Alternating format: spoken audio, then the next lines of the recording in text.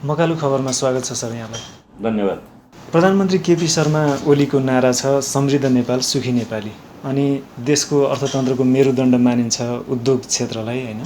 यहाँ चाहिँ एकजना उद्योगी प्रधानमन्त्रीले यहाँलाई विशेष आर्थिक सल्लाहकारमा नियुक्त गर्नुभएको छ। विशेष आर्थिक सल्लाहकार भइरहँदा देशको आर्थिक समृद्धिको लागि चाहिँ खास ठोस योजना ल्याउन सकिएन अथवा ल्याइएन गर्न सकिएन भन्नेको जस्तो यहाँलाई फिल हुन्छ कि हुँदैन?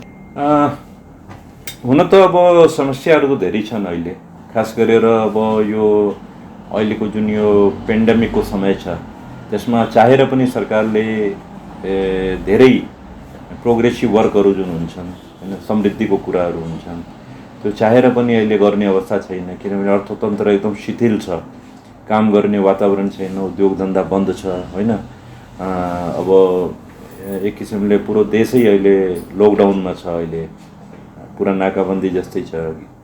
यस्तो अवस्थामा चाहिँ अब अर्थतन्त्रलाई सुचारू गर्न चाहिँ एउटा च्यालेन्ज छ, चुनौती छ, ठुलो चुनौती छ। तर पनि सरकारले आफ्नो तर्फबाट भरसक प्रयास गरिरहेछ, निर्माणका कामहरू जुन छन् हैन, देशलाई आधुनिकतातिर लिएर जाने जुन विकासका कामहरू छ त्यो कामहरूलाई अगाडि बढाउने कोसिस चाहिँ भइ नै राखेको छ। र अहिलेको एउटा राजनीतिमा पनि एउटा तरलता छ अहिले, त्यो फ्याक्ट हो, यो कुरा मान्नै पर्ने हुन्छ। त्यसले गर्दा पनि अहिले असहज अवस्था छ। यसबाट पनि हाम्रो विकासका कामहरू जुन छन्, आर्थिक उन्नतिको कामहरू छ, समृद्धिको कुराहरू गर्नुहुन्छ, त्यसमा अलिकति अवरोधहरू आउनु स्वाभाविक छ। तर पनि यति हुँदै पनि अहिले एकदमै असहज, असामान्य, एबनोर्मल अवस्था हुँदै पनि सरकारले धेरै राम्रो काम गरिरहेछ, यो म चाहिँ भन्नै पर्छ, भन्छु नै म। यो अहिलेको बजेट हेर्नुहोस् तपाईँ, मान्छेले पत्याउनै सक्दैन कि यो यस्तो बजेट पनि यस्तो समयमा आउँछ जब संसद पनि छैन र पूर्ण बजेट पनि चाहिएको छ। पूर्ण बजेट नल्याइकन देश चलाउन धेरै गाह्रो छ। विकासका कामहरू रोकिन्छन्, उद्योगी व्यवसायी निजी क्षेत्रलाई जुन सहजीकरण गरिदिनु पर्ने त्यो गर्न सकिँदैन, ट्याक्स स्ट्रक्चरको कुरा आउँछ, रेभेन्यू उठाउने कुरा आउँछ, विकासका कुराहरू आउँछन्, रोजगारीको कुरा आउँछ, कृषिको कुरा आउँछ। यस्तो अवस्थामा चाहिँ यस्तो बजेट आउनु भनेको एउटा ठुलो कुरा हो। यो वर्षौँदेखि यस्तो बजेट आएको छैन भने प्राइभेट सेक्टरदेखि लिएर जुन अर्थतन्त्रका विज्ञहरू छन्, विद्वानहरू छन्, अर्थशास्त्रीहरू छन्, पूर्व मन्त्रीहरू छन्, सबैले एउटा कुरा भन्छ, वास्तवमा यो बजेट त अत्यन्तै अप्टिमिस्टिक बजेट हो, यो एकदम च्यालेन्जिङ बजेट हो। यो बजेट भनेको धेरै महत्त्वाकांक्षी बजेट हो, एम्बिसियस बजेट हो भन्छ। त यो एम्बिसियस बजेट यदि ल्याएनौँ भने त फेरि हामी कसरी अगाडि बढ्छौँ? ल्याउनै पर्छ। हो, यसलाई अब बजेटलाई कार्यान्वयन गर्नु, इम्प्लिमेन्टेसनको कुरा जुन आउँछ त्यो अलिकति चुनौतीपूर्ण छ, तर असम्भव छैन। त्यही भएर हाम्रा अर्थमन्त्रीज्यूले यो बजेट, अहिलेको यो बजेट ल्याउनु भएको हो र यो बजेटबाट पहिलोपटक भनौँ, यो बजेटबाट सबैजना धेरै नै खुसी छन्। यस्तो बजेट आउनुपर्छ भनेर सबैको मनमा एउटा कौतूहल थियो, यस्तो बजेट आउँछ कि आउँदैन। यहाँले भन्नुभयो जस्तो बजेट असाध्यै राम्रो आयो, निजी क्षेत्रलाई चाहिँ असाध्यै हित गर्ने खालको निजी क्षेत्र मैत्री बजेट आयो हैन। निजी क्षेत्रका प्रतिनिधिमूलक सङ्घ सङ्गठनहरूले पनि यो बजेट असाध्यै राम्रो छ, निजी क्षेत्र मैत्री छ, तर कार्यान्वयनमा चुनौती छ भनिराख्नु भएको छ सबैले। सरकारले अब बजेटमा 10 खर्बभन्दा बढ्ता राजस्व सङ्कलन गरेर राजस्वको स्रोत चाहिँ करलाई बनाएको छ। त्यो कसरी सम्भव होला यो बजेट कार्यान्वयन गर्न? सरलाई कस्तो लाग्छ? हेर्नुहोस्, मैले अघि पनि भने कार्यान्वयन गर्न चुनौतीपूर्ण छ, सजिलो छैन, तर फेरि असम्भव पनि छैन। यो बजेटको जुन रूपरेखा बनिएको छ, यो बजेटमा जुन किसिमको एउटा मापदण्ड तयार गरिएको छ, यसको पछाडि कार्यान्वयन कसरी जाने त्यो पनि त्यसको प्यारलली सँगसँगै त्यसको त्यो पनि कुरा चलिरहेछ। भने कसरी जाने, शङ्का हुनु भनेको एउटा स्वाभाविक प्रक्रिया हो होइन। उद्योगी व्यवसायी निजी क्षेत्र र अन्य विज्ञहरूले पनि अब शङ्का गर्नु स्वाभाविक हो। यस्तो महत्त्वाकांक्षी बजेटको कार्यान्वयन यस्तो अवस्थामा, जबकि हाम्रो राजस्व दिन प्रतिदिन घटिरहेछ, रेमिटेन्स घटिरहेछ, अन्य हाम्रा जुन आएका स्रोतहरू छन् घटिरहेका छन्, यस्तो अवस्थामा चाहिँ यो बजेट कसरी कार्यान्वयन हुन्छ भन्ने एउटा जुन शङ्का छ त्यो स्वाभाविक हो। तर यो शङ्का गर्नु पर्दैन, म यो चाहिँ कुरा भनिराख्छु, यो भनिराखेकै छु मैले। शङ्का किन गर्नु पर्दैन भने हामी यसलाई लक्ष्य प्राप्ति गर्छौँ हामी, र जुन राजस्व सङ्कलनको कुरा छ त्यो पनि महत्त्वाकांक्षी छ। तर एउटा तपाईँ आश्चर्यजनक कुरा हेर्नुहोस्, सरकारले राजस्व बढाउनको लागि करहरूको दरमा धेरै हेरफेर गरेका छैन। केही वस्तुहरूको करमा हेरफेर मात्रै गरेका छ। उद्योगी व्यवसायलाई अझ पीडा हुने गरी, उनीहरूलाई अझ मार्का पर्ने गरी, निजी क्षेत्रलाई अरू गाह्रो हुने गरी कुनै पनि वस्तुमा केहीमा पनि त्यस्तो कर चाहिँ बढाइएको छैन। यो एउटा सकारात्मक कुरा हो र यसलाई चाहिँ निजी क्षेत्रले स्वागत पनि गरेका छ। यसले गर्दा के हुन्छ भने अब उनीहरूमाथि लोड पनि परेन। सरकारलाई राजस्व उठाउने एउटा सजिलो के भने करको दायरा चाहिँ सरकारले निकै बढाइदियो। त्यसले गर्दा अब कर आउने, कर तिर्नेहरूलाई पनि सजिलो भयो र जो पुरानो अटेर गरेर कर नतिरेर बसेका छ उनीहरूलाई पनि केही सुविधा दिएर, केही सहजीकरण गरेर, उनीहरूलाई केही करमा छुट दिएर भए पनि त्यो कर सङ्कलन गर्ने काम पनि सरकारले यसपालिको बजेटमा ल्याएको छ। त्यसले गर्दा पनि अब राजस्व बढ्छ। केही हामी घाटामा छौँ। राजस्व यो यत्रो ठुलो बजेट छ, त्यसमा हामी राजस्व सङ्कलनमा हामीले चाहेको जति सङ्कलन गर्नु त हुँदैन। त्यसमा हामी केही घाटामा छौँ, त्यसको पनि व्यवस्था हुन्छ। त्यो पनि हामी आन्तरिक ऋणबाट, बाहिरको लोनबाट र अन्य क्षेत्रबाट पनि हामी सङ्कलन गरेर यो चाहिँ कार्यान्वयन गर्नतिर हामी जान्छौँ। यसमा कुनै पनि शङ्का गर्नु पर्दैन। करको दायरा बढाएर सबैलाई करको दायराभित्र ल्याउने काम चाहिँ गरेको छ भन्नुभयो। त्यस कारणले कार्यान्वयन सजिलै हुन्छ भनेर भनिराख्नु हुँदाखेरि यहाँले नै पहिला राज्य मन्त्री भएर काम गर्नुभएको मन्त्रालय अन्तर्गतको एउटा विभाग छ, खानी विभाग। खानी विभागले चाहिँ 92वटा नेपालका पहाडहरूलाई भत्काएर इन्डियामा गिटी बालुवा ढुङ्गा निकासी गर्न सकियो भनेदेखि नेपालको व्यापार घाटा कम गर्न सकिन्छ भनेर निकासीजन्य वस्तुको रूपमा ढुङ्गा गिटी बालुवालाई पहिचान गरेको छ। यसले प्रकृतिमा विनाश गर्दैन भनेर पनि भनेको छ। सरकारले बजेटमा पनि यो कुरालाई राखेको छ। अब यहाँकै सल्लाह अनुसार राखेको हो कि अथवा सरकारले यस्तो निकासीजन्य वस्तु अरू पनि पहिचान गर्न सक्थ्यो कि ढुङ्गा गिटी बालुवा बाहेक, होइन? प्रकृतिलाई विनाश गरेर प्राकृतिक विनाश निम्त्याउँछ भन्ने धेरै मान्छेको आलोचना रहेको छ। अब के छ भने यो कुरा पनि अध्ययन भएर आएको, अझ अध्ययन पनि भइराखेको छ।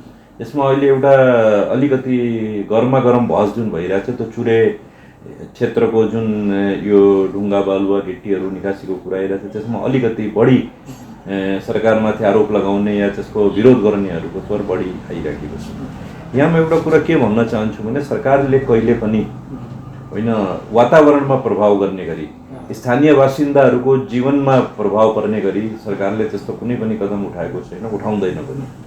यो एउटा हल्ला फैलाइएको हो। र अब एउटा तपाईँले एउटा महत्त्वपूर्ण कुरा गर्नुभयो कि बालुवा बाहेक, ढुङ्गा गिट्टी बाहेक अरू कुनै चिजको सोर्स हेर्दा हुन्थ्यो कि के गरौँ, हामी जङ्गल फडानी गरेर जङ्गल हामी एक्सपोर्ट गरौँ? जस्तो जलविद्युत, होइन, जडीबुटीका औषधिहरू उत्पादन गरेर निर्यात गर्न सकिने, निकासी गर्न सकिने प्रशस्त सम्भावना त अरूमा पनि त छ नि त नेपालमा। जो भइ नै राखेको छ, त्यतातिर पनि हामी जोडतोडले लागेका छौँ। कृषिको आधुनिकीकरणतिर पनि लागिएको छ। जडीबुटीको व्यवसाय, उत्पादन बढाउने, व्यवसाय भन्दा पनि उत्पादन बढाउनतिर पनि सरकारले यसपालि धेरै प्रोत्साहनहरू दिएको छ। कृषि क्षेत्र अन्तर्गत पनि जडीबुटी वन जङ्गलमा पनि धेरै प्रोत्साहन दिएको छ। जहाँसम्म बालुवा गिट्टीको कुरा छ, जुन देशमा जुन रिसोर्स हुन्छ त्यो एक्सपोर्ट हुन्छ। खाडी मुलुकहरूले तेल बेचेर, होइन, आज यत्रो पैसा कमाएको छ कि छैन? आज खाडी मुलुकहरू यत्रो सम्पन्न समृद्ध बनेको छ, उनीहरूसँग सोर्स के छ? तेल छ। हामीसँग त तेल छैन। हामीसँग व्यर्थमा हाम्रा यत्रा खानीहरू, यत्रो ठाउँमा हाम्रो यो गिट्टी ढुङ्गा बालुवाहरू छन्, त्यो हाम्रो वेस्टेज भइराखेको छ। वातावरणमा प्रभाव गर्ने ठाउँको गिट्टी बालुवा ढुङ्गाहरू चलाउनु हुँदैन। यसको हामी पनि समर्थन गर्छौँ। चलाउनै हुँदैन यदि कहीँ वातावरणलाई प्रभावित गर्छ भने। यदि वातावरणलाई प्रभावित नगर्ने ठाउँका व्यर्थमा यदि कहीँ छन् भने त्यसलाई यदि हामीले एक्सपोर्ट गरेर हाम्रो व्यापार घाटा पनि कम हुन्छ, हाम्रो राजस्व पनि बढ्छ, देशको आम्दानी पनि बढ्छ, देशको समृद्धि पनि बढ्छ र रोजगारी पनि बढ्छ, रोजगारी पनि पाउँछ। त्यसमा गाह्रो कहाँ छ? यसको अध्ययन भएको छ। यसमा आउनुहोस्, तपाईँहरू पनि आउनुहोस्, मिल्नुहोस्। यो देशको समृद्धिको काम हो। यो एउटा सरकारको मात्रै नीतिको आलोचना नगर्नुहोस्। यसमा कहीँ यदि तपाईँलाई सकारात्मक पक्ष लाग्छ भने तपाईँहरू पनि सपोर्ट गर्नुहोस्। यदि तपाईँहरूलाई लाग्छ होइन वास्तवमै हुनु हुँदैन भने सरकार त खुल्ला छ। सरकार त तपाईँसँग कुरा वार्ता गर्न पनि तयार छ। तर यो कुरालाई अत्यावश्यक वस्तु भएर अनावश्यक रूपमा यो कुरालाई धेरै ठुलो रूपमा उठाउनुभन्दा यसको सकारात्मक र नकारात्मक पक्ष दुवै पक्ष हेर्नुपर्छ। यदि स्थानीय बासिन्दाहरूलाई, त्यहाँको वातावरणलाई, देशको कृषि क्षेत्रलाई, अन्य कुनै किसिमको प्रभावहरू नकारात्मक प्रभाव पर्छ भने यो पठाउनु हुँदैन। तर यदि त्यो प्रभाव नगण्य रूपमा छ, त्यसबाट खासै प्रभाव पर्दैन, त्यो क्षेत्रको मान्छेहरूले रोजगारी पाउँछन्, हाम्रो राजस्व बढ्छ, हाम्रो व्यापार घाटा कम हुन्छ, अनि हामी हाम्रा युवाहरूलाई बाहिर जानबाट रोक्छौँ, यही कामधन्दा दिन सक्यौँ भने त्योभन्दा राम्रो कुरा के हुन्छ? एउटा कुरा नि कतिपय यो वातावरणविदहरूको, विज्ञहरूको र आम जनताको चिन्ता के छ भने अहिले सरकारले वैध रूपमा ढुङ्गागिटी बालुवा इन्डियामा निकासी गर्न लगाइराख्दा पनि चोरी निकासी मार्फत गइरहेको छ इन्डिया, होइन? झन् सरकारले चाहिँ नीतिगत व्यवस्थै गरेर चाहिँ निकासी गर्न सक्ने व्यवस्था बनाइदियो भनेदेखि त बाँदरलाई लिस्नु लगाए जस्तो हुन्छ भन्ने आम मान्छेको चिन्ता चाहिँ त्यसो छ। चोरी निकासी हुन्छ भने सरकारलाई त केही आएन नि, केही फाइदा भएन, सरकारलाई राजस्व पनि आएन, केही पनि आएन, देश समृद्ध हुन सक्दैन। अब त्यही चोरी निकासीलाई नै हामीले यदि मूर्त रूप दिएर जुन चिज चोरी निकासी भइरहेछ, जुन चिज रोक्न सकिएन, त्यसैलाई हामी अफिसियली त्यसलाई हामी एक्सपोर्ट गऱ्यौँ र त्यसबाट यदि अर्निङ हुन्छ, सरकारको राजस्व, सरकारलाई राजस्व आउँछ, आम्दानी आउँछ र रोजगारी आउँछ भने त्यसमा घाटा कहाँ छ, नुक्सान कहाँ छ भन्नुहोस् न। चोरी निकासी त काम भइराखेको छ। चोरी निकासी भएको कामलाई यो रोक्ने एउटा तरिका पनि हो, एउटा वैध गरेर यसलाई वैध रूपमा अवैध कामलाई रोक्ने एउटा तरिका पनि हो। चिन्ता चाहिँ कहाँनेरि हो भने जस्तो 92वटा पहाड पहिचान गरियो नि इन्डिया एक्सपोर्ट गर्न सकिन्छ भनेर, प्रशासनले त कुन पहाडबाट गिटी निकासी गरिरहेको छ त्यो नियमन गर्न सक्दैन र जथाभावी फेरि उत्खनन गरेर चाहिँ खोला जन्ने नदी जथाभावी चाहिँ लैजान्छन् इन्डिया भन्ने चिन्ता त्यस्तो छ। त्यो शङ्का हुन सक्छ। अर्को कुरा जस्तो अहिले भर्खरै मेलम्चीमा जुन पहिरोले विनाश गर्यो बाढी आएर, यो पनि असाध्यै बढी नदीजन्य पदार्थको दोहनबाट चाहिँ यो समस्या निम्तिएको हो भन्ने केही कतिपयको भनाइ छ। यस्ता खालका समस्या त फेरि निम्तिन सक्छ। यो कुराको अनुसन्धान भइराखेको छ, होइन? त्यहाँ विज्ञका टोलीहरू पनि गएका छन्, त्यसबाट कदापि भएको होइन। यो त एउटा अब त्रासदी हो। यो बाढी आएको हो, त्यहाँ मेलम्चीमा एउटा ठुलो क्षति भएको हो, यो त अब कहीँ पनि हुन सक्छ, होइन? अरू ठाउँमा पनि विगतमा अरू ठाउँहरूमा पनि भएको थियो, त्यहाँ त कुनै दोहन भएको थिएन। दोहन यहाँ पनि भएको छैन, जहाँसम्म मेरो जानकारी छ। यहाँ दोहन भएर भएको होइन, यो प्रकृतिको विनाशले गर्दा भएको होइन। यो चाहिँ एउटा त्रासदी हो, एउटा डिजास्टर हो। यो त अब भवितव्य हो, यो जहाँ पनि हुन सकिहाल्छ। एउटा कुरा सर, यो खानीजन्य ढुङ्गा गिटी बालुवा इन्डिया निकासी गर्ने भन्ने नीति चाहिँ यहाँ राज्य मन्त्री हुँदा यहाँले नै सुरु गर्नुभएको होइन? मैले गरेको होइन, मैले यो सुरु गरेको होइन। मभन्दा पनि अगाडिदेखि नै यो प्रोसेस चलिरहेको थियो।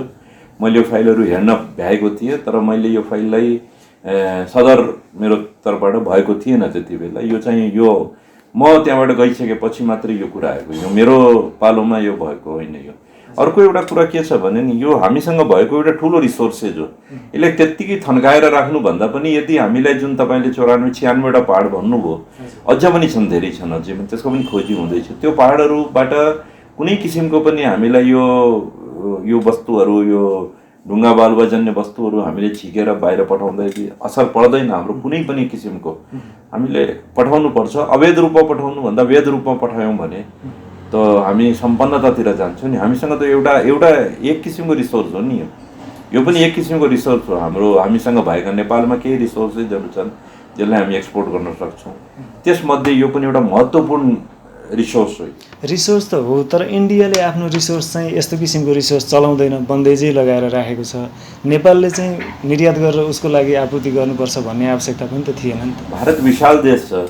अब भारतसँग पहाडहरूको कमी छ। हेर्नुहोस्, भारतमा समतल बढी छ, तराई क्षेत्र भारतमा धेरै बढी छ, पहाडी क्षेत्रहरू पनि छन्। तर भारत यति विशाल छ, त्यो इन्टरनल उनीहरूको आफ्नै उनीहरूको कन्जप्सन छ। इन्टरनेसनल कन्जप्सन भएको हुनाले उनीहरूले धेरै वस्तुहरूमा एक्सपोर्ट ब्यान गरिराखेका छन्, जो कि देशमै चाहिन्छ। अनि हाम्रो देशमा एक्स्ट्रा छ। यो हाम्रो देशमा एक्स्ट्रा भएको हुनाले र त्यसको दुरुपयोग भइराखेको छ। सरकारले त्यसलाई वैध गरिदियो भने सरकारले पैसा कमाउँछ, राजस्व आउँछ। अवैध रूपमा यो कहाँ जान्छ, के जान्छ, यसबाट को मिलोमतो हुन्छ, यो कसरी तस्करी हुन्छ। अनि अर्को तपाईँले एउटा कुरा जुन सोध्नुभयो नि कि यसलाई वैध गरेपछि पनि अब पुलिस प्रशासनले पनि मिलोमतोमा यसलाई बाहिर अवैध रूपमा निकाल्ने हो कि के गर्ने हो कि गलत काम हुने हो कि, अब त्यो शङ्का गरेर त हामी अगाडि कसरी बढ्छौँ। ठिक छ, सरकार त्यतातिर पनि गम्भीर भएर त्यतातिर पनि रोकथाम गर्नुपर्ने हुन्छ। हरेक चिजलाई कन्ट्रोल गर्न सकिन्छ, त्यसलाई पनि कन्ट्रोल गर्न सकिन्छ, त्यो मात्रामा नहोला। तर हामी शङ्का उपशङ्काको आधारमा हामी हाम्रा जुन विकासका कामहरू छन् त्यसलाई चाहिँ रोक्नु हुँदैन। हामी व्यापार बढाउनतिर लागिरहेछौँ। हामीसँग हाइड्रो छ, हामीसँग जङ्गल जडीबुटी छ, हामीसँग यो पहाडहरू छ नि, खानीहरू छन्, त्यसको सदुपयोग त गर्नै पर्छ। बजेटभन्दा अलिकति बाहिर निस्केर कुरा गरौँ। जस्तो हालसम्म नेपालमा प्रचलन चाहिँ नामको अगाडि डाक्टर लेख्नेहरू चाहिँ प्रधानमन्त्रीको आर्थिक सल्लाहकार बन्ने चलन थियो। तर यहाँलाई प्रधानमन्त्रीले आम नेपाली सबैलाई आश्चर्यचकित पार्दै राज्यमन्त्रीमा नियुक्त गर्नुभएको जस्तै अझ त्योभन्दा राम्रो विशेष आर्थिक सल्लाहकारको रूपमा नियुक्त गर्नुभयो। यसलाई कुन रूपमा हेर्नु भएको छ? होइन, म त्यसलाई स्वाभाविक रूपमा हेरेको छु। यो त कुनै आश्चर्य मान्ने कुरै छैन। किन म विज्ञ होइन? अनि एउटा उद्योगी व्यवसायी के विज्ञ बन्न सक्दैन, मन्त्री बन्न सक्दैन, आर्थिक सल्लाहकार बन्न सक्दैन? म उद्योगी व्यवसायीको क्षेत्रबाट आएको हो, त म त विज्ञ हो नि। ठिक छ, मैले त्यसमा पिएचडी नगरेको होला, तर मभन्दा बढी जान्ने पनि हुन सक्छन् होला। तर म पनि त कम छैन कसैभन्दा पनि। मलाई त पुरा अनुभव छ व्यापारलाई कसरी सञ्चालन गर्ने, उद्योगलाई कसरी नाफामा सञ्चालन गर्ने, होइन, रोजगारी कसरी दिने, आफूसँग भएका सोर्सहरूलाई कसरी हामी म्याक्सिमम युटिलाइज गर्ने, त्यो सब जानकारी मलाई छ, मसँग अनुभव छ, मसँग त्यसको भिजन छ कसरी हामी अगाडि बढ्ने हो। त्यो भिजनको फाइदा उठाउन यदि सरकारले, प्रधानमन्त्रीजीले, हाम्रा पार्टीका वरिष्ठ नेताजीहरूले यदि मलाई त्यो चान्स दिनुभएको छ भने त्यसमा गलत के छ? म एउटा ठुलो ब्याकग्राउन्डबाट आएको व्यक्ति हो र आज म मन्त्री बनेर मैले 13 महिनामा मैले उदाहरणीय कामहरू मन्त्रालयमा गरेर आएको हो। त्यसको आजसम्म मैले प्रशंसा पाइराखेको छु। केही सानातिना कुरामा मलाई लखेट्ने काम पनि हुन्छ, त्यसबाट म विचलित पनि हुन्न, होइन। तर के छ भने ओभरअल यदि विज्ञहरूको, अब म डक्टर नभएर पनि मलाई विज्ञता त छ नि। त आज म यदि आर्थिक सल्लाहकार बनेको छु भने मलाई त पुरा आइडिया छ, मेरो पढाइ त्यही लाइनको हो। आम मान्छेको चिन्ता, चासो र आलोचना के छ भने एउटा कर्पोरेट व्यक्तिलाई चाहिँ लगेर प्रधानमन्त्रीको आर्थिक सल्लाहकार बनाउँदा अथवा उद्योगीलाई नै उद्योग मन्त्रालयको मन्त्री बनाउँदाखेरि नीतिगत रूपमा बायस हुन्छ, होइन। आफ्नै कर्पोरेट हाउसलाई फाइदा पुग्ने गरी नीति निर्माण गर्छन्, निर्णय गर्छन् भन्ने आशंका छ। यो आशंका सुन्नुहोस् नि, यो आशंकाहरूको जवाब त दिन गाह्रो छ, होइन, र म दिन पनि चाहन्न। आशंका गरिरहन्छन्, म मेरो काम चाहिँ गरिरहन्छु।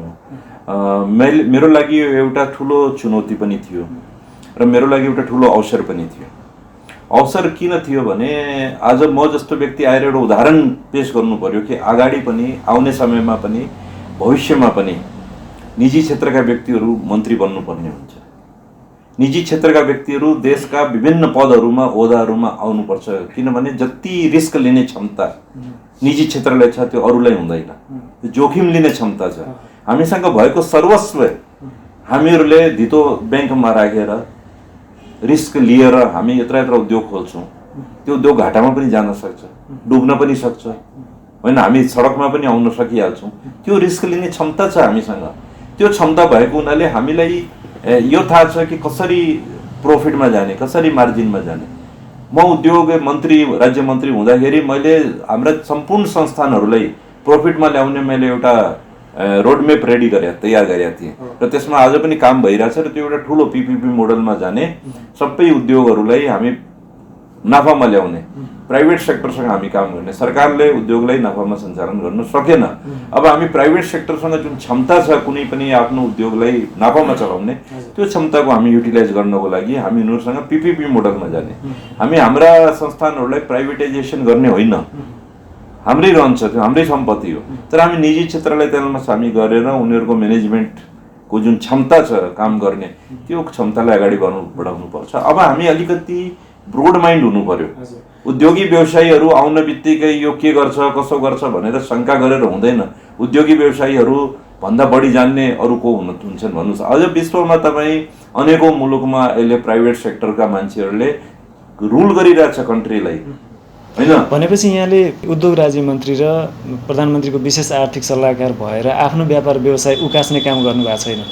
सुन्नुहोस् नि, मेरो व्यापार त म हेर्नै चाहे, आफ्नै व्यवसायलाई मात्रै फाइदा पुग्छ। मैले सबभन्दा मुख्य कुरा, तपाईँहरू अब मिडियाबाट आउनुभएको, होइन, तपाईँहरू गएर पत्ता लगाउनुहोस् विभाग मन्त्रालय सम्बन्धित जति पनि छ।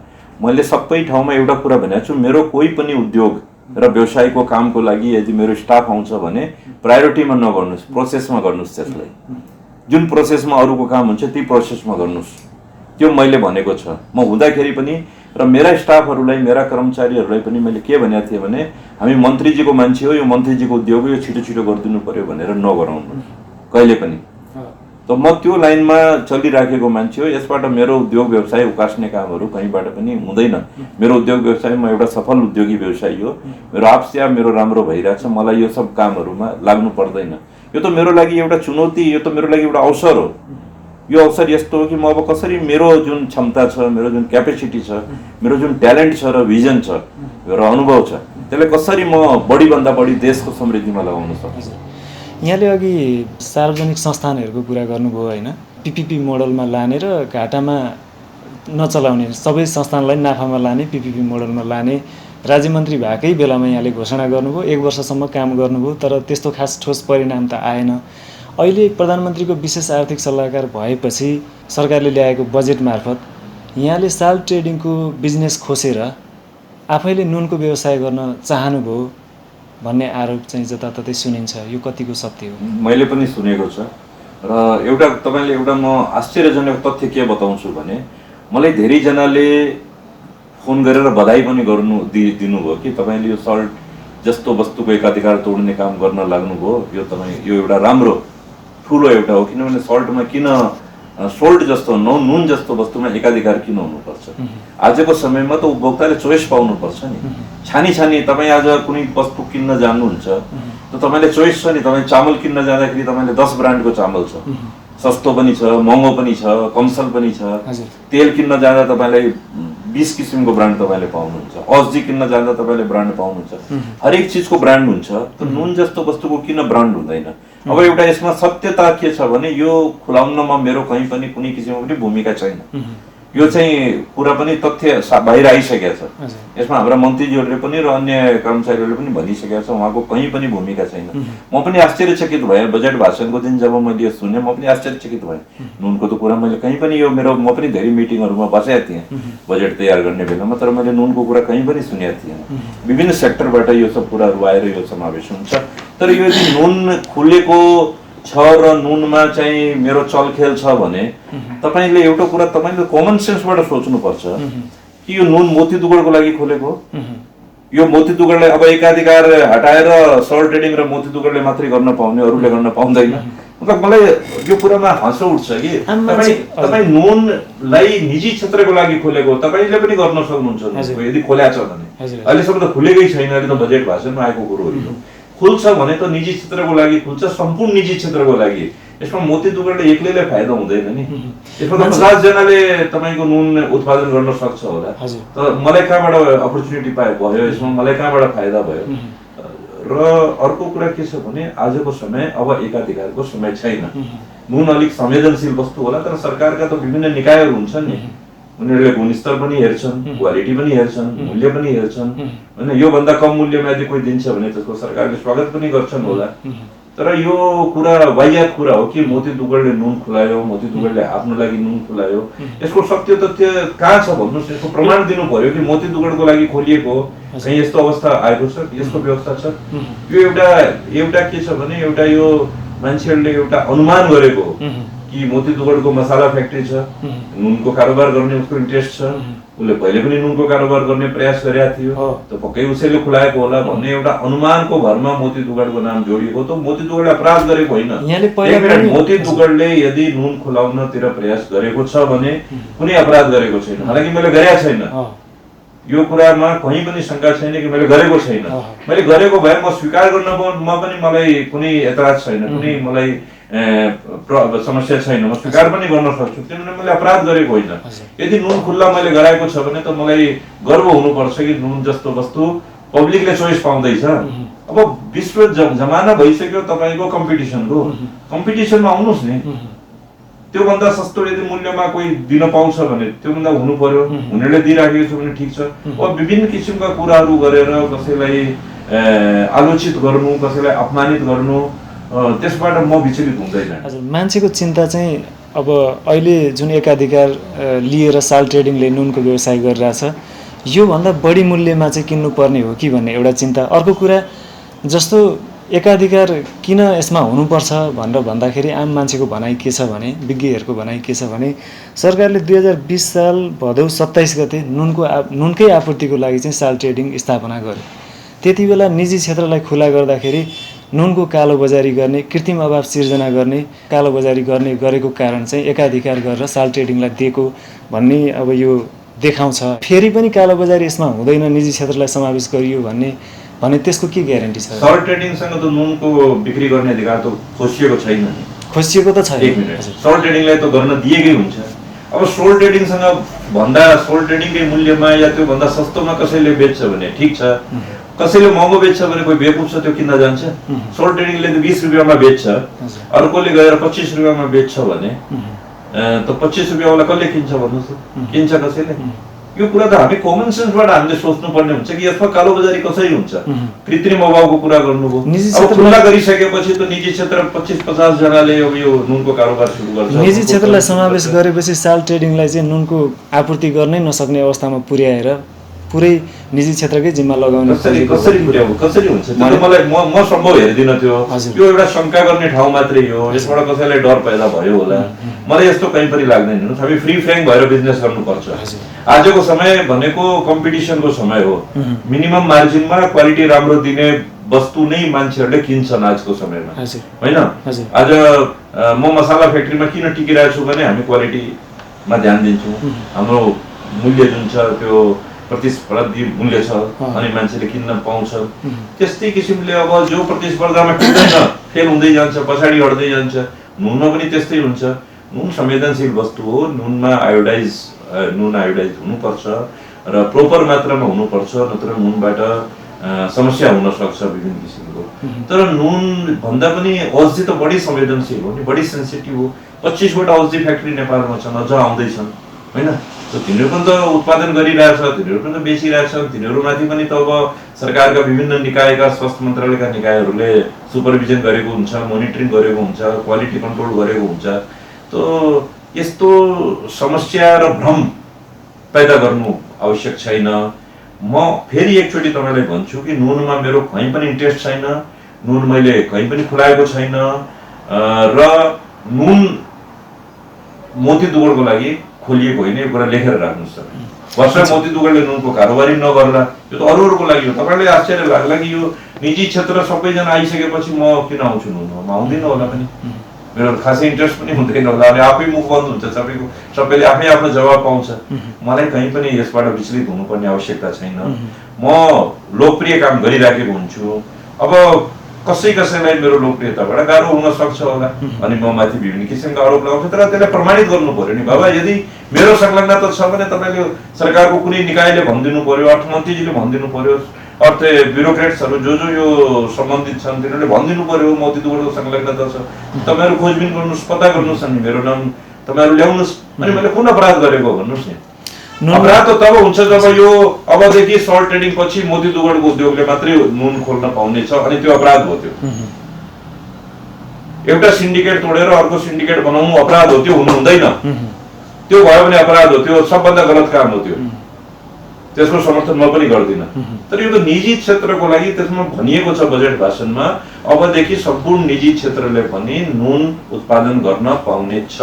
यसमा मलाई त गर्व हुनु पर्थ्यो यदि मैले खुलाएको छ भने। त मेरो लागि त एउटा ठुलो अचिभमेन्ट हुनु पर्थ्यो यो कि मैले पब्लिकलाई एउटा चोइस दिने काम गराएँ मैले, होइन? एउटा ठुलो काम गराएँ। सरकारको राजस्व पनि बढ्छ नुनमा। अब जति बढी कम्पिटिसन हुन्छ त्यति बढी राजस्व पनि बढ्छ, जति कम्पिटिसन हुन्छ त्यति मूल्य पनि घट्छ।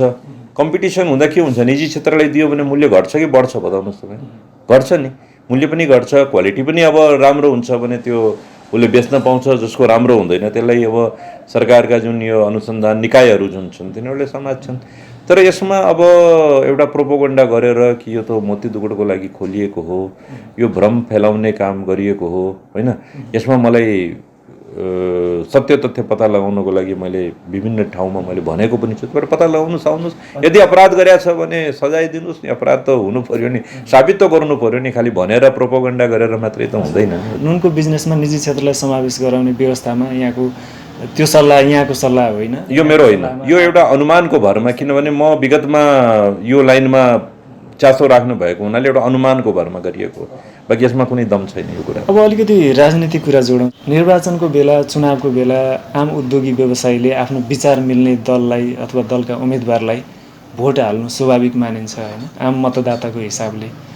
तर कुनै उद्योगी व्यवसायीले कुनै राजनीतिक दलमा उद्योगी व्यवसायीलाई बोलाएर हुलका हुल प्रवेश गराउनुलाई अलि मान्छेहरूले आश्चर्य मान्छन्। यस्तै एउटा घटना केही समय अगाडि भयो र निकै आलोचित पनि भयो। यहाँले केही व्यवसायीलाई बोलाएर नेकपा एमालेमा प्रवेश गराउनु भयो। यो अलिकति गलत काम गरेँ अथवा यस्तो गर्नु हुँदैन थियो जस्तो यहाँले त्यस्तो फिल गर्नुभएको छ कि छैन? अथवा उद्योगीले राजनीति गर्नु कतिको आवश्यक छ? सुन्नुहोस् न, मैले त्यो आलोचना सुनेको छैन, कहीँ पनि आलोचना चारैतिरबाट प्रशंसा भएको थियो। र मैले उद्योगी व्यवसायीको हुललाई प्रवेश गराएको, मैले कुनै अपराधी सङ्गठनको हुललाई प्रवेश गराएको होइन। मैले चोर डाका फटा तस्करहरूलाई गराएको होइन। देशका प्रतिष्ठित नाम चलेका ठुल्ठुला उद्योगी व्यवसायीहरूलाई मैले पार्टीमा प्रवेश गराएको र त्यो तिनीहरूलाई उद्योगी व्यवसायीलाई हेर्ने आम मानिसको दृष्टिकोण चाहिँ अलिक फरक हुन गयो। किन फरक हुन्छ? उद्योगी व्यवसायी के यो देशको नागरिक छैन? उनीहरू यहाँको मान्छे होइन? उनीहरूको देशको समृद्धिमा कुनै पनि भूमिका छैन? उनीहरू देशको लागि रोजगारी दिनेदेखि लिएर शिक्षाको क्षेत्रमा, तपाईँको चिकित्साको क्षेत्रमा, व्यापार व्यवसायको क्षेत्रमा, रोजगारको क्षेत्रमा, कृषिको क्षेत्रमा योगदान छैन? अनि किन उनीहरू राजनीतिमा आउन सक्दैन? आज हामी सच्चा अर्थमा यदि राजनीति गर्नु छ भने राजनीतिको मतलब के हो? राजनीतिको मतलब देशलाई समृद्ध गर्नु, जनतालाई खुसहाल गर्नु, जनताको लागि काम गर्नु, आफ्नो लागि होइन। आउँछ उद्योगी व्यवसायीहरूको समूह यदि राजनीतिमा इन्ट्रेस्ट लिइरहेछ, दिलचस्पी लिइरहेछ भने कहाँ गाह्रो छ? र उनीहरू आफ्नो स्वेच्छाले, आफ्नो इच्छाले उनीहरू सब आएका। 235 जना आएका थिए, अझ 500 जनाको लिस्ट बनिसकेको छ, अझ 500 जना आउँछ। कुन पार्टीमा आउँदैछ? नेकपा एमाले। नेकपा एमालेको अध्यक्ष को हुनुहुन्छ? प्रधानमन्त्री केपी शर्मा ओली। उहाँबाट आकर्षित भएर आउँदैछन्। आज उहाँको जुन एउटा छवि छ त्यो छविबाट आकर्षित भएर आउँदैछन्। भेडा बाख्रालाई हामीले डन्डाले हानेर त्यहाँ हामीले पार्टी प्रवेश गराएको होइन। त्यो लाइभ टेलिकास्ट भएको थियो, तपाईँले हेरिसक्नुभयो होला, हेर्नुभयो होला कि कस्ता कस्ता मान्छेहरू आएका छन्। अब अझ कस्ता कस्ता मान्छे आउँदैछन्। ठुल्ठुला मान्छेहरू, ठुल्ठुला घरानाका मान्छेहरू, ठुल्ठुला ओहदा र पदका मान्छेहरू, प्रतिष्ठित व्यक्तिहरू, बुद्धिजीवीहरू र इन्जिनियर डक्टरहरू समेत। यदि त्यो घरानाका व्यक्तिहरू यदि कोही पार्टीमा प्रवेश गर्छन् भने कसैको पेट किन दुख्छ, कसैको टाउको किन दुख्छ, मैले बुझ्न सकेको छैन। आज किन आलोचना गरिन्छ यसको? के उद्योगी व्यवसायीहरू विश्वमा अन्य देशहरूमा तपाईँ हेर्नुहोस्, उद्योगी व्यवसायीहरूले जुन बिजनेस टाइकुनहरूले अहिले देशलाई रुल गरिरहेछ, देशलाई चलाइराखेका छन्, मन्त्री छन्, विभिन्न ठुल्ठुला पदहरूमा छन्। हाम्रो देशमा किन उद्योगी व्यवसाय आउनु हुँदैन? किन कसको यसमा जान्छ? कम्पिटिसनको टाइममा आउनुहोस्, उद्योगी व्यवसाय आउँछ जसले जे काम गर्न सक्छन् गर्छन्। उनीहरू देशको समृद्धिको काम गर्छन्। आज ट्रान्सपेरेन्सीको नाममा उद्योगी व्यवसायी सबभन्दा अगाडि हुन्छन्, सबभन्दा बढी काम गर्छन्, सबभन्दा बढी खट्ने काम गर्छन्, सबभन्दा बढी भिजन भएको उद्योगी व्यवसायीहरूलाई मानिन्छ। त समृद्धिको काममा किन उनीहरूलाई लगाउनु हुन्छ? अहिलेसम्म भएका अरू राजनीतिक दल र अरू राजनीतिक दलबाट भएका प्रधानमन्त्रीमा नभएको आकर्षण चाहिँ अधिकांश उद्योगी व्यवसायीले प्रधानमन्त्री केपी शर्मा ओलीमा त्यस्तो आकर्षण के देख्नुभयो सर? तपाईँले एउटा कुरा हेर्नुभएको छैन, यो विगत 2-3 वर्षमा या त्योभन्दा अगाडि चुनावको टाइममा पनि उहाँ जहाँ र्यालीमा जानुहुन्छ, जहाँ ठुल्ठुलो आम सभाहरूमा जानुहुन्छ, त्यहाँ लाखौँको भिड हुन्छ। त्यहाँ त्यो त तपाईँले हेर्नुभएको होइन, लाखौँ हुन्छ। 1 लाखभन्दा कम त कहीँ पनि हुँदैन। सानो सानो गाउँहरूमा गएर पनि 1 लाख, 1.5 लाख, 2 लाखको भिड हुन्छ। त्यो कसको आकर्षण हो? त्यो प्रधानमन्त्री केपी शर्मा ओलीको आकर्षण हो। किनभने उहाँ सच्चा देशभक्त राजनीतिज्ञ हुनुहुन्छ। उहाँले देशको लागि काम गर्नुभएको छ, देशको जनताको लागि काम गर्नुभएको छ। आलोचना गर्ने ठाउँ धेरै छन्। उहाँ जति मजबुत हुनुहुन्छ त्यति नै विपक्षीहरूलाई गाह्रो हुन्छ। उहाँ जति मजबुत हुँदै जानुहुन्छ त्यति नै अरूहरूलाई गाह्रो हुन्छ। त उहाँलाई अब मजबुत हुन दिनु हुँदैन। उहाँलाई अब यो पदबाट हटाउनुपर्छ, उहाँको पद खोज्नुपर्छ, अब अर्को व्यक्तिलाई ल्याउनुपर्छ। नत्र फेरि उहाँको एकाधिकार हुन्छ, उहाँ धेरै वर्षसम्म उहाँको पार्टी जित्दै जान्छ भन्ने एउटा भ्रम र आशंकाले गर्दा उहाँमाथि आलोचनाका पहाडहरू खन्याएका हुन्छन्। जुनसुकै कुरामा आलोचना गर्ने, जुनसुकै ठाउँमा आलोचना गर्ने। यसले गर्दा के हुन्छ भने एउटा राम्रो काम गर्ने व्यक्तिलाई पनि अब नबुझ्ने मा या सामान्य जनताले अब यसले गलत काम गरेको हो कि भनेर त्यो लाग्छ। तर जब उहाँ र्यालीमा जान्छ या कुनै ठाउँमा जान्छ भने उहाँको जुन आकर्षण छ, उहाँको जुन छवि छ, उहाँको जुन प्रशंसा छ, देशप्रति उहाँको जुन भावना छ, देशभक्तिप्रति उहाँको जुन अडान छ, चाहे त्यो नाकाबन्दीको टाइममा होस्, चाहे त्यो हाम्रो नक्साको कुरा होस्, कहीँ पनि उहाँले आफ्नो अडान छोड्नु भएको छैन। त्यो कुराहरूलाई किन सकारात्मक रूपमा लिँदैन? आज उहाँको ती आकर्षणले गर्दाखेरि जनतामा लहर छ उहाँको प्रति।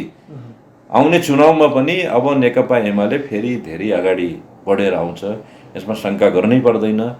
त्यस्तो पार्टीमा यदि उद्योगी व्यवसायहरू उहाँसँग आकर्षित भएर, किनभने उहाँ निजी क्षेत्रको लागि धेरै काम गर्न खोज्नु भएको छ र त्यही सिलसिलामा उहाँले म जस्तो एउटा सानो व्यक्तिलाई पनि मन्त्री बनाएर पनि, आफ्नो सल्लाहकार बनाएर ल्याएर पनि उहाँले एउटा दृष्टान्त, एउटा उदाहरण पेश गर्नुभएको छ कि हामी निजी क्षेत्रलाई सम्मान गर्छौँ, इज्जत गर्छौँ र निजी क्षेत्रसँग जुन ट्यालेन्ट छ, निजी क्षेत्रसँग जुन भिजन छ, काम गर्ने क्षमता छ, त्यो तपाईँहरूमा देखेर मैले तपाईँहरूलाई अब राजनीतिमा ल्याउन खोजिराखेको छु। दल तथा नेताहरू चाहिँ उद्योगी व्यवसायप्रति असाध्यै आकर्षित हुन्छन् भन्ने गरिन्छ होइन। अनि उद्योगी व्यवसायहरूलाई चाहिँ अप्ठ्यारो अवस्था के छ भने, अब आफू निकटको दल, आफू समावेश भएको राजनीतिक पार्टीलाई पनि निर्वाचनमा खर्च गर्नुपर्ने, आफू पनि चुनाव लड्न लागि भनेदेखि आफूलाई पनि खर्च गर्नुपर्ने र आफ्नो व्यवसायलाई पनि माथि उठाउनु पर्ने, यो तीनै किसिमको जिम्मेवारी चाहिँ एउटा उद्योगी व्यवसायीले लिएर हिँड्नु पर्दा, काँधमा बोक्नु पर्दाखेरि यहाँ जस्तो उद्योगी व्यवसायीलाई अथवा राजनीति गर्ने उद्योगी व्यवसायीलाई कतिको असहज महसुस हुन्छ? सुन्नुहोस्, यो तपाईँले बहुत राम्रो प्रश्न गर्नुभयो कि सबभन्दा महत्त्वपूर्ण कुरो के छ भने, उद्योगी व्यवसायी किन आकर्षित भयो नेकपा एमालेसँग भने, नेकपा एमालेमा चन्दा नामको कुरो छैन, चन्दा लिँदैन। लिन्छ भने त्यो पारदर्शी ढङ्गले चुनावको बेलामा लिन्छ र त्यो जोर जबरजस्ती तरिकाले लिँदैन, त्यो पारदर्शी तरिकाले लिन्छ। यहाँले दिनु भएको छैन? अब मौका परेमा मैले त चन्दा त सबै पार्टीलाई दिएको छु। म पनि एउटा उद्योगी व्यवसायीको हैसियतले जुन पार्टीले माग्छ, एउटा मैले मेरो औकात, मेरो जुन अवस्थाको हिसाबले मैले पनि दिने गरेको छु, नदिएको होइन। चुनावमा त सबैले चन्दा, नेपालमा मात्रै होइन विश्वको हरेक देशमा हरेक पार्टीले चन्दा लिन्छ, त्यो कुनै अस्वाभाविक कुरो होइन। तर नेकपा एमाले जबरजस्ती चन्दा लिने काम कहिले पनि गर्दैन र राजनीतिको नाममा जुन विकृति छ, जुन यो नेकपा एमालेको सरकारले यो राजनीतिको नाममा भएका विकृतिहरूलाई हटाउने काम गरेको छ, त्यो चन्दा आतङ्कदेखि लिएर बन्द, हडताल, स्ट्राइक, आगजनी, उद्योग कल कारखाना तोडफोड जस्ता कामहरू आजकल तपाईँले एउटा पनि सुन्नुभएको छ? हामी शान्तिको साथमा काम धन्दा बिजनेस गर्न सकिरहेछौँ, कहीँ पनि अहिले चन्दा आतङ्क छैन, कहीँ पनि। बरु चन्दा आतङ्क मचाउने केही दलहरूलाई सरकारले अहिले बाहिर ल्याएका छन्, उनीहरूलाई सम्मान गरेको छ, उनीहरूसँग सहमति भएको छ। अब त त्यो पनि छैन, चन्दाको पनि समस्या छैन। त त्यो सब कुराहरूसँग आकर्षित भएर मात्रै उद्योगी व्यवसायीहरू हो यस्तो पार्टी हुनुपर्छ। आजसम्मको इतिहासमा त कोही 10-20 जना उद्योगी व्यवसायी पनि अरू कुनै राजनीतिक दलमा गएका छैन। एकैचोटि 235 जनाको लहर, त्यो पनि प्रतिष्ठित उद्योगी व्यवसायीको स्वेच्छाले यदि कुनै राजनीतिक क्षेत्रमा, राजनीतिक पार्टीमा यदि उनीहरू प्रवेश गर्छन् भने योभन्दा ठुलो इतिहास के हुन्छ? यसको आलोचना किन गर्नु पर्यो? किन कसैको टाउको दुख्छ यसबाट? यसको आलोचना किन हुनु पर्यो? आलोचना गर्नुहोस्, तपाईँ जुन गलत काम भइरहेको छ त्यसको आलोचना गर्नुहोस्। यो कोही अपराधीको समूहहरू त राजनीतिमा प्रवेश गरेको, राजनीतिक दलमा प्रवेश त गरेको होइन। अपराधीको समूहलाई त केपी शर्मा ओलीजीले आफ्नो पार्टीमा ल्याउनु भएको होइन। प्रतिष्ठित देशका प्रतिष्ठित उद्योगीहरूले ल्याउनु भएको छ भने त प्रशंसा गर्नु पर्यो तपाईँहरूले। होइन, उद्योगी प्रतिष्ठित छन्, यसमा दुईमा छैन। तर राजनीति भनेको देश सुधार्नका लागि, नीति निर्माणका लागि गरिन्छ होइन। नीति निर्माण गर्दाखेरि कुनै एउटा व्यवसाय गर्ने व्यक्तिले नीति निर्माण तहमा पुग्यो भनेदेखि चाहिँ बायस हुन्छ भन्ने मात्रै चिन्ता छ, भन्ने मात्र, त्यो सिद्धान्त विपरीत छ भन्ने मात्रै हो। उद्योगी व्यवसायी सम्पन्न हुन्छन्, गलत काम गर्नु पर्दैन उनीहरूलाई। उनीहरू आएर आफूसँग भएका जुन छ नि, आफूसँग भएको जुन साधन स्रोत छ त्यसलाई पनि देशको लागि निछावर गर्छ, त्यो चिन्तै गर्नु पर्दैन। चन्दाको रूपमा पहिले यदि दिनु पर्थ्यो भने अब चन्दाको रूपमा दिनु पर्दैन। अब रोजगारी बढाउँछ उनीहरू देशमा, अब उनीहरू देशको उत्पादन बढाउँछ, अब हरेक क्षेत्रमा आधुनिकीकरण आउँछ। शिक्षा क्षेत्रमा नेपाल धेरै अगाडि बढ्न सक्छ, चिकित्साको क्षेत्रमा नेपाल एउटा हब बन्न सक्छ, हामी धेरै कुरामा अगाडि बढ्न सक्छौँ। त्यो सब कुराको भिजन कोसँग छ? यो सब कुराको भिजन उद्योगी व्यवसाय निजी क्षेत्रसँग छ। मैले अघि पनि भने जोखिम लिने क्षमता छ उद्योगी व्यवसायसँग। त्यो क्षमताको उपयोग गर्नको लागि पनि उद्योगी व्यवसायलाई राजनीतिमा ल्याउनुपर्छ। नेपालको आर्थिक समृद्धिको लागि यहाँ चाहिँ प्रधानमन्त्रीको विशेष आर्थिक सल्लाहकार भएको नाताले नेपालको आर्थिक समृद्धि साँच्चीकै प्रधानमन्त्रीले भन्नुभएको जस्तो समृद्ध नेपाल, सुखी नेपाली बनाउनलाई के गर्न सकिन्छ?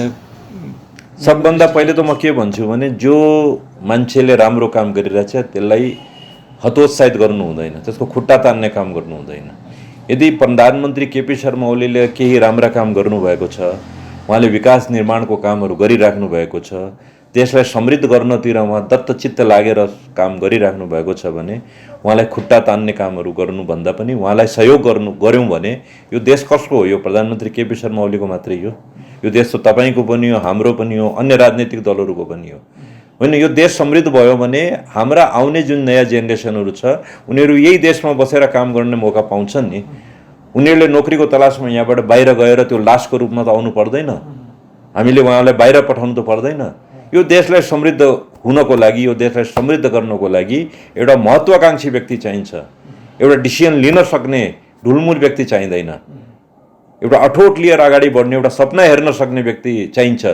म रेलवे चलाउँछु, म रेल ल्याउँछु र पानी जहाज ल्याउँछु भन्न बित्तिकै मान्छेहरू हाँस्न थाल्छन्, तर त्यो सपना हो र त्यो चल्छ, त्यसमा काम पनि सुरु भइसकेका छन्। त्यस्ता सपना भएका व्यक्ति देशमा प्रधानमन्त्री हुनुपर्छ होइन। अब यस्तोमा चाहिँ अब निजी क्षेत्र आएर के गलत गर्ला यो शङ्का उपशङ्का गर्नुभन्दा पनि निजी क्षेत्रलाई पनि चान्स दिनुपर्छ, हेर्नुपर्छ। निजी क्षेत्रले भर्सक गलत काम गर्दैन।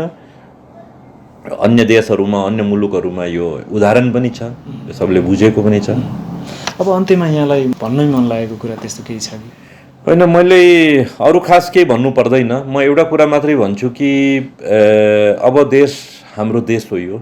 हामी अब धेरै पिछडिएको देशमा हाम्रो गणना हुनु भएन। अब हामी अपग्रेड हुँदैछौँ होइन। हामी अविकसित राष्ट्रबाट हामी विकासशील राष्ट्रतिर हामी अब गइराखेका छौँ केही समयमै। हामी सबै एक हौँ, अब हामी एक भएर काम गरौँ होइन। यो हाम्रो देश हो। हामी र हाम्रा आउने भावी सन्तति, हाम्रा जेनेरेसन, न्यू जेनेरेसनलाई हामी एउटा सुनौलो नेपाल बनाएर दिउँ अब। र हाम्रो देश बन्न धेरै समय लाग्दैन। हामी एकजुट भएर काम गऱ्यौँ भने हाम्रो देश बन्न धेरै समय लाग्दैन। अब यो आलोचना गर्ने, खुट्टा तान्ने काम गर्ने, भ्रम पैदा गर्ने, बुझ्दै नबुझेका कुराहरूमा पनि विभिन्न किसिमकोहरू आफ्नो मतलब, आफ्नो स्वार्थको लागि त्यसमा विभिन्न किसिमका आरोपहरू लगाइदिने, अब यो समय त्यस्तो गर्ने छैन। अब मोडर्न आधुनिक युग छ। अन्य मुलुकहरू कहाँबाट कहाँ पुगिसक्यो। हाम्रै छिमेकी देशहरू भारत, चाइना आज आर्थिक क्षेत्रमा कहाँबाट कहाँ पुगिसक्यो। हामी किन पुग्न सक्दैनौँ? नेपाल पुग्न पनि, नेपालभन्दा साना साना देश कहाँबाट तपाईँ हेर्नुहोस्, ताइवानलाई हेर्नुहोस्, हङकङलाई हेर्नुहोस्, मलेसिया हेर्नुहोस्, सिङ्गापुर, भियतनाम हेर्नुहोस्। तपाईँ मतलब साना साना देशहरू कहाँबाट कहाँ पुगिसकेका छन्। नेपाल त स्रोतले भरेको देश हो यो। हामीसँग त सम्भावना छ। हामी मिलेर काम गऱ्यौँ भने यो देश धेरै अगाडि बढ्न सक्छ। को सत्तामा छ, को विपक्षमा, त्यसबाट फरक पर्दैन। को कमी कमजोरी सत्तापक्षको पनि केही छ भने त्यसको आलोचना हुनुपर्छ, विरोध हुनुपर्छ। त्यसमा हामी आपसमा मिलेर सहयोग गर्नुपर्ने हुन्छ। जुन गलत काम छ त्यसलाई कसरी ठिक गर्ने होइन। तर आलोचना मात्रै गरेर, सही कामको पनि आलोचना मात्रै गरेर हाम्रो देश बन्न सक्दैन। बजेट राम्रो आएको छ भने अब यो कसरी चल्छ?